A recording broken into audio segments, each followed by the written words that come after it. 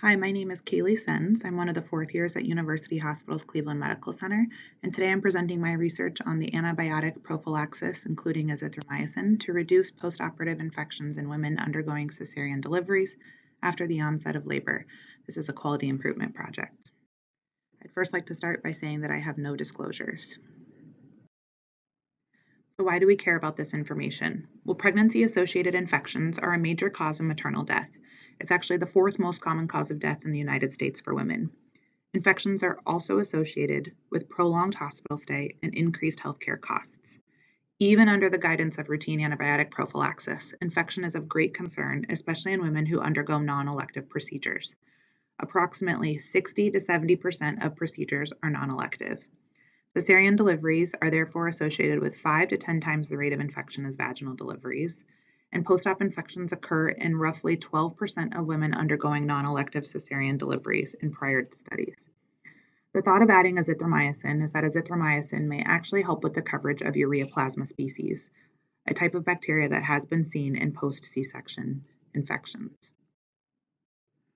The biggest background for my research was a study done by Tita et al. That was published in the New England Journal of Medicine.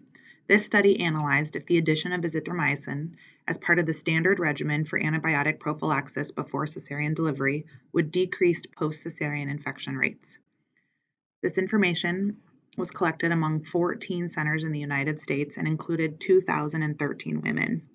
These women were undergoing cesarean deliveries either during labor or after the onset of membrane rupture. It was a double-blind, randomized control trial. 1,019 women received azithromycin, while 994 women received placebo.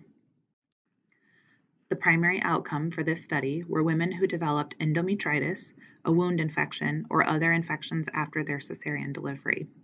The primary outcome did occur in 6.1% of women who received azithromycin and 12.0% who received the placebo. Their conclusion was that the addition of azithromycin to standard antibiotic prophylaxis significantly reduced the frequency of infection after non-elective cesarean delivery. No significant difference was found between secondary neonatal composite outcomes that included both neonatal death and any other serious neonatal complications. Our study is a retrospective study at University Hospitals Cleveland Medical Center.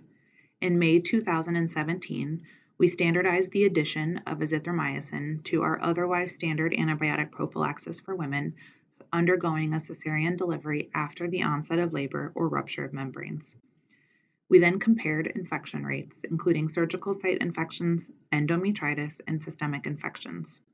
We used the deliveries from January to December of 2016 as a control group. Data was collected on deliveries from January 2016 until December of 2019. We reviewed a total of 2,480 patients. 801 of these patients had C-sections before the intervention, while 1,679 patients had procedures after the intervention. We then reviewed both inpatient and outpatient records for infections. We looked at their postpartum course while in the hospital, looked through any triage visits that occurred after their delivery, looked at their incision check appointments, their standard 2-week visit after their delivery, and any other postpartum visits they had in the near postpartum course. Data was then analyzed on the JMP10 software, and multivariate regression models were done by Dr. El Nashar at University Hospitals. For our results, the demographics were similar between both the pre-intervention and the post-intervention groups. 41% of patients received azithromycin after the initiation of the study. Some of the other antibiotics used were cefazolin, unicin, gentamicin, clindamycin, penicillin, and vancomycin. These were used in the setting of allergies to azithromycin, or when patients had other comorbidities, such as things like chorioamnionitis, where instead regular treatment for chorioamnionitis or other medical comorbidities was used. In the pre-intervention group, 90 of 801 women developed infections at 11.2%. In the post-intervention group, 115 of 1,679 women, or 6.9%, developed infections. This was statistically significant with a p-value of less than 0.001. This graph is a composite of all of our data collected. The blue line shows our baseline infection rate of cesarean delivery data collected between January and December of 2016. The yellow line then shows data collected between January and December of 2017. It is important to note that the intervention of adding azithromycin took place in May 2017. Therefore, data between January and April of 2017 was part of the pre-intervention group. The green line shows data collected between January and December of 2018. Overall, you can see a decrease in infection with the use of azithromycin. As part of our results, we also analyzed individual risk factors for post-cesarean infections. Two specific risk factors, diabetes and not receiving cefazolin, were both noted to be associated with significant infections. Diabetes, both pregestational and gestational, had an odds ratio of 1.81, and although not statistically significant, did show higher numbers of infection. For patients who did not receive cefazolin, they had an odds ratio of 1.83, which was statistically significant as a cause for infection. As for our discussion, the goal of our study was to validate previous studies for the use of azithromycin as a standardized antibiotic for any cesarean delivery after the onset of labor or rupture of membranes.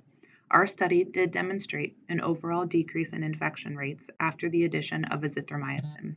However, our study also noted that this was not directly related to the use of azithromycin. Although we may not fully understand the reason for decreased infection rates, any intervention that may decrease infections after non-elective surgeries may improve patient outcomes. We did find that diabetes and not receiving cefazolin were two independent risk factors for infection. It is also important to note that PICO dressings were being used at university hospitals at the time of our study. PICO dressings in prior data has not been shown to decrease infection rates. We did not take this into account as part of our data as we were unable to see which patients had PICO dressings placed at time of surgery. It is also important to note that changes of guidelines require a large change of hospital mindset. Although 41% does not seem like a high rate of adherence of azithromycin, we were able to create great changes of adding new antibiotics in a short period of time.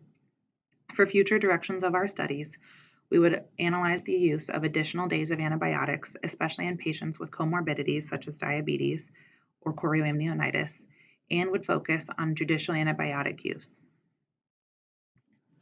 I would like to thank Selena Zhang, a fourth-year medical student, who reviewed thousands of charts and put together data for this study. I would also like to thank Dr. Tyler Katz, who brought the attention to university hospitals to add azithromycin for our cesarean deliveries. I'd like to thank Dr. Sharif El-Nashar, who also analyzed data so that we could put this project together, and all of our anesthesia and nursing colleagues who adapted to our new guidelines and promptly responded to changes in clinical practice. Thank you for your time and have a great afternoon.